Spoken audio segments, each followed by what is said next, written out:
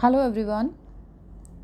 Today I'm here to talk upon the poem The Rime of Ancient Mariner, written by Samuel Taylor Coleridge. I have shared some slides about the poet.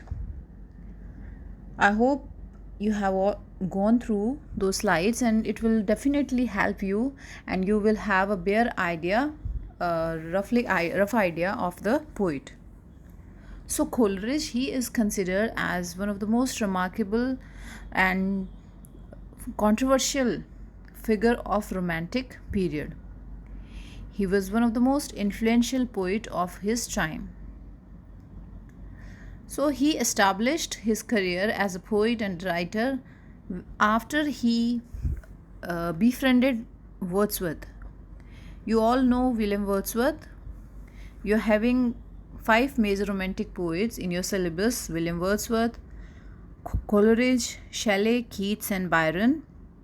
So, William Wordsworth and Coleridge, they produced lyrical ballads and it was their joint venture.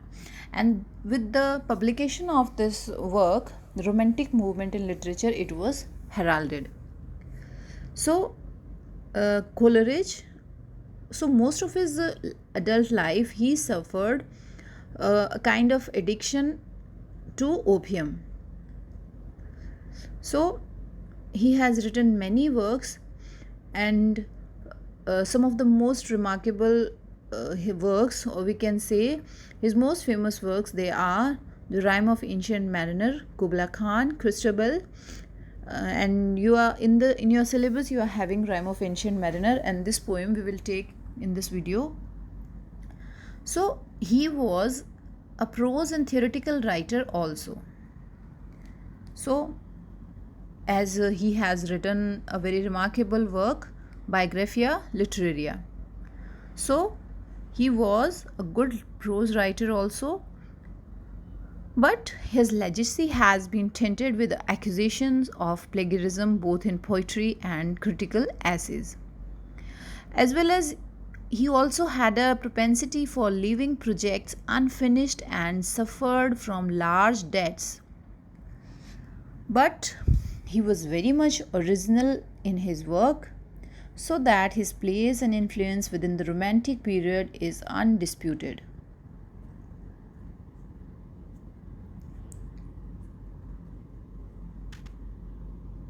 So we will talk about Coleridge, and I'll share some of the more slides. Yes. So Samuel Taylor Coleridge, he was a poet and he was a remarkable romantic poet. He is remembered mostly for his opium intake and his friendship with William Wordsworth, and many because of many remarkable work that he has produced. So if we talk about the poet, he was his place and his influence is completely undisputed in English romantic period. So we will today in this video we will take one of his major remarkable poet, Rime of Ancient Mariner. So this poem, it is a literary ballad. So what is ballad? Ballad is a song like poem that tells a story.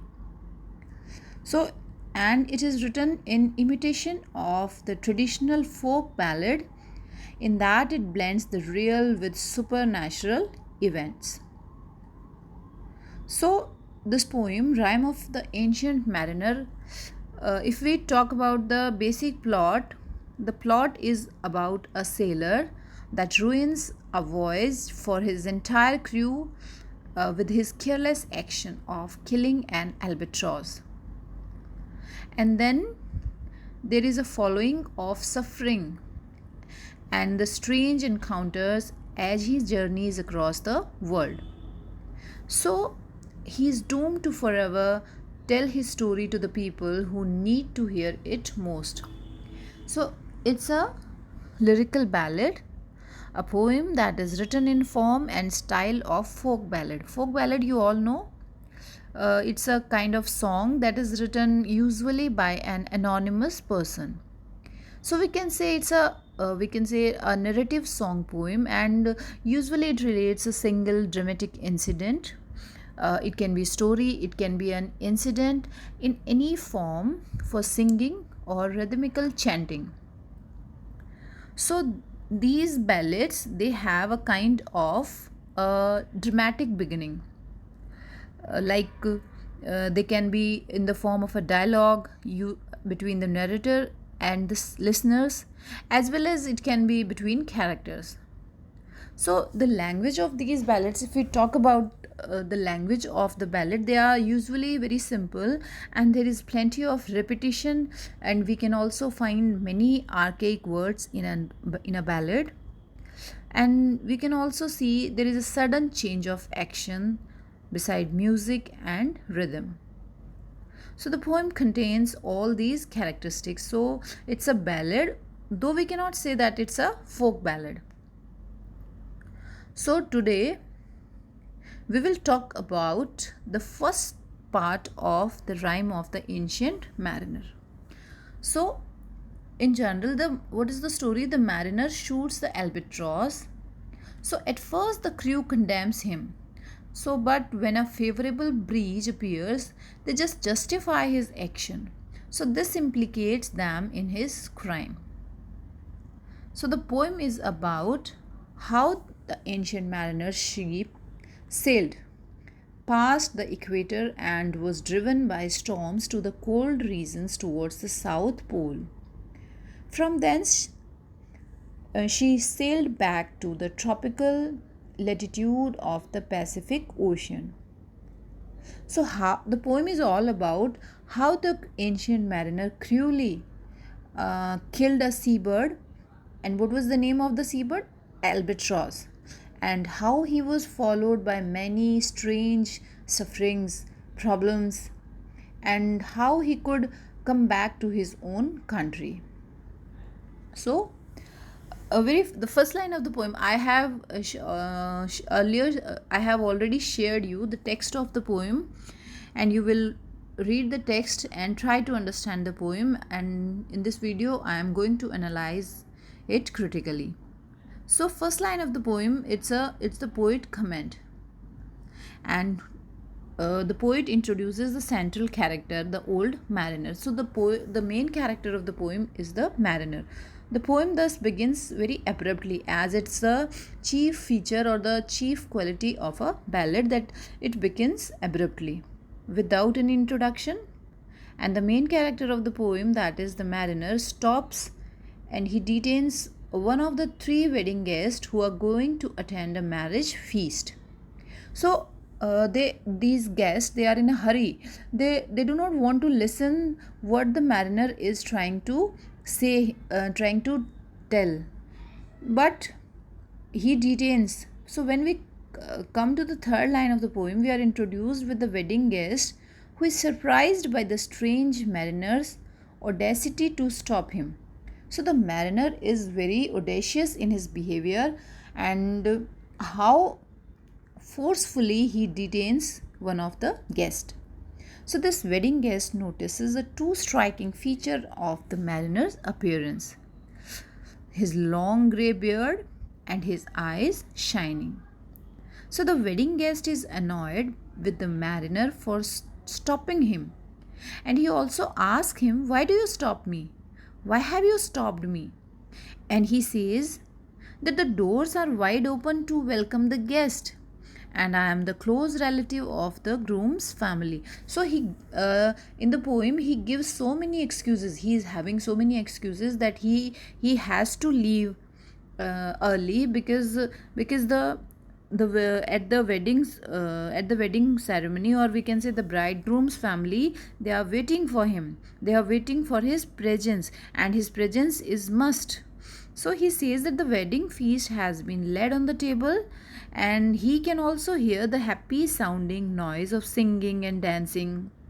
So the married indicates the marriage festivity, and the personal appearance of the mariner is gradually developed. So the poet gives us a little detail about mariner's long grey beard and glittering eye. So Again, as we moves, he talks about his lean and thin hand. So the mariner's hand is very lean and it's very thin. So mariner physically stops the wedding guest by catching hold of his hand and starts narrating his story to the wedding guest, such as there was a ship. So the guest find it very unusual and strange hold of his hand and says, "Let go. You are an old crazy fellow." So the mariner at once lets go to the wedding guest's hand because he knows he can hold his attention otherwise also. So he does not need to hold his hand. He can hold the mariner just means with the help of his words only. So he doesn't need to hold him by his hand. So the mariner casts a hypnotic spell on the wedding guest. So that is, instead of holding the guest by his hand, the mariner now holds him with his eyes. So wedding guest, on being hypnotized by the mariner, listens to him obediently and helplessly. So how helpless the guest feels in the presence of that mariner.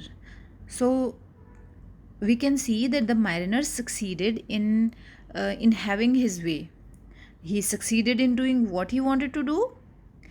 And what are the two things that he wanted to do? He just wanted to make the wedding guest listen to his story, and he also got succeeded in getting full control of the wedding guest by making him agree to listen to story. So as we move, we see how what we see the hypnotized getting guest he is sitting on a stone helplessly, and he's left with no option out to hear the mariner who has hypnotized him. And how he is hypnotized? He has hypnotized him with his glittering eyes. So the wedding guest has been hypnotized by the ancient mariner. Hence he is helpless and cannot exercise his own will. So he is compelled to listen to the bright eyed mariner's story of sin and suffering. So the poem is the story of sin and suffering. In the next videos, I'll tell you, or we will talk about the themes of the poem. What are the themes that he has undertaken in this poem. So Mariner begins his story like, "Our friends and relatives, they gave a cheerful send off when our ship set sail.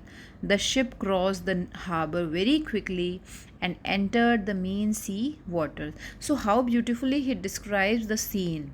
So the sailors sailed away very happily. They were singing, they were merrily sailing along the tide.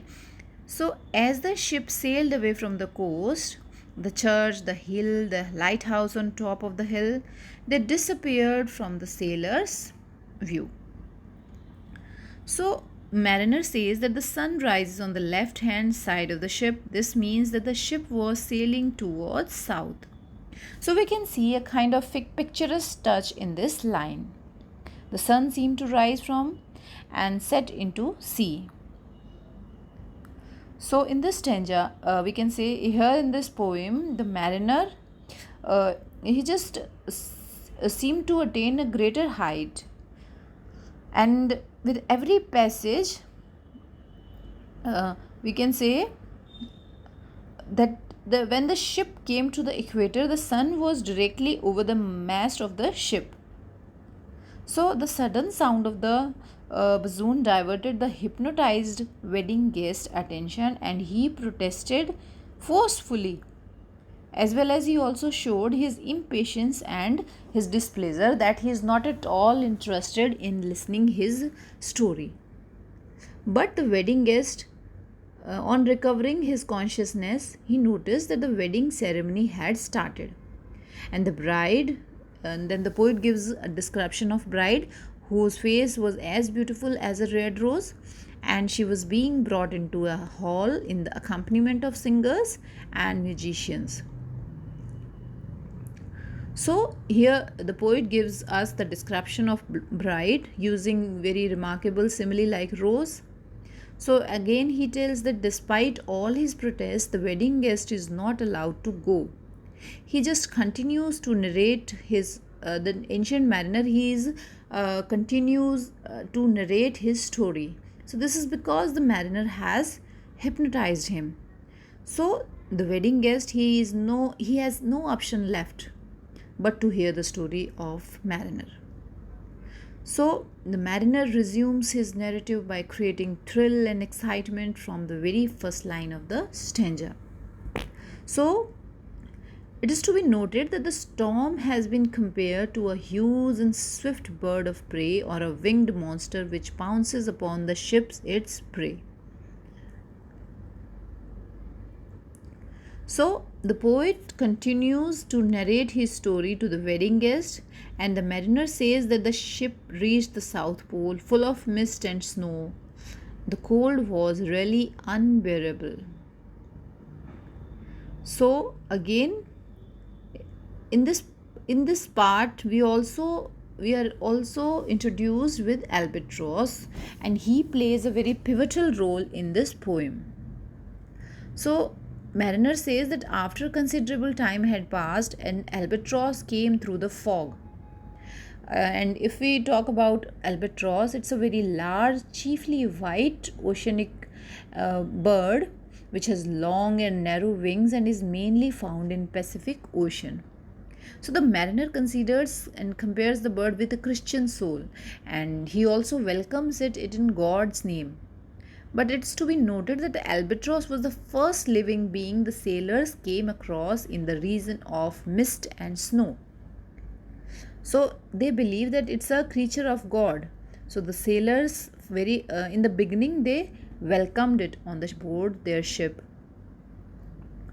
So they also gave it food that they were caring for themselves. The bird had never had such food earlier, and it was hovering the ship because there was food there.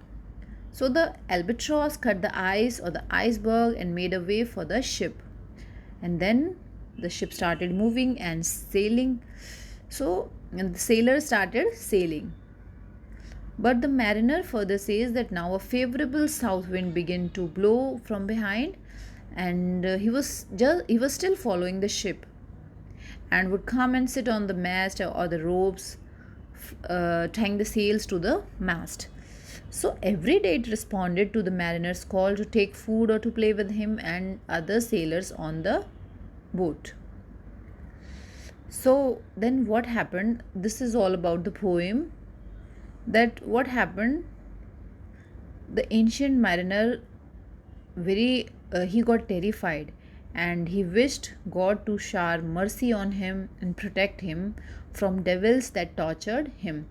Why he is talking in this manner? Because ancient mariner, he wantonly killed the innocent albatross who had brought new hope to the sailors and whose arrival coincided with the blowing of the south wind.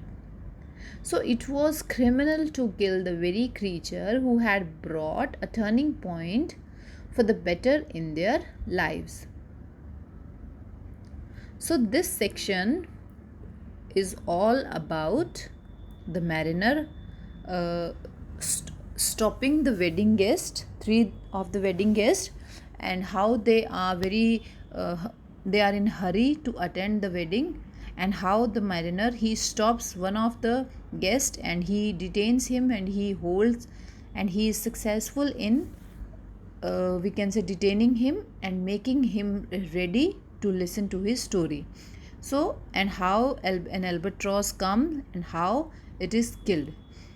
So this part is all about the mariner and the three wedding guests and telling him a story. So it's only the first part. In the next video we will take the second part. I hope you have got the first part. Thank you.